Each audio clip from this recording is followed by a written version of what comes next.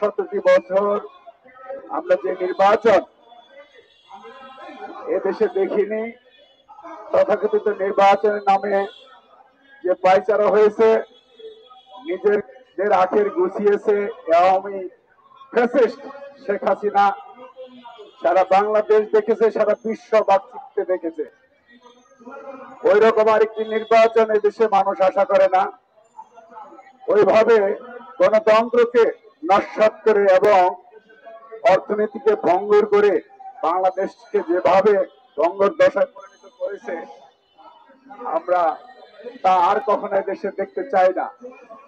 আর peer নিয়ে ইতিমধ্যে অনেক কথা হয়েছে। এই পিয়ার পদ্ধতি আমাদের দেশের মানুষ ৮০% মানুষ এখন পর্যন্ত পিয়ারটা কি সেটা বুঝে না। তারা এতটুকু বুঝতে শিখেছে যে পিয়ার পদ্ধতি ভোট দিব আমি ঢাকা ১ আসনে, পাশ করবে ঢাকা ১০ আসন। এটাই যদি হয় পিয়ার পদ্ধতি, তাহলে সেই পদ্ধতি তারা মানে না এবং মানবে না। আমাদের এই দেশকে সর্বপ্রথম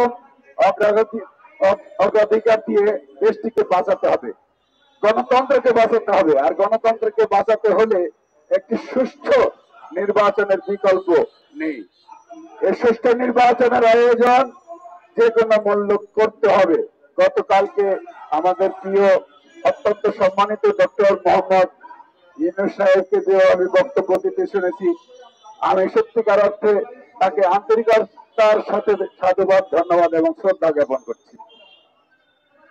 আমাদের প্রিয় নেতা জনাবুদ্দিন ফারুক ভাই, আমরা যে যাই বলি, যত সুন্দরভাবে বক্তব্য দিতে দেখেছি, কিন্তু যখন জনাবুদ্দিন ফারুক ভাই বক্তব্য দেয় এই দেশ নিয়ে, এই দেশের রাজনীতি নিয়ে, সবাইকে ছাপিয়ে যায়।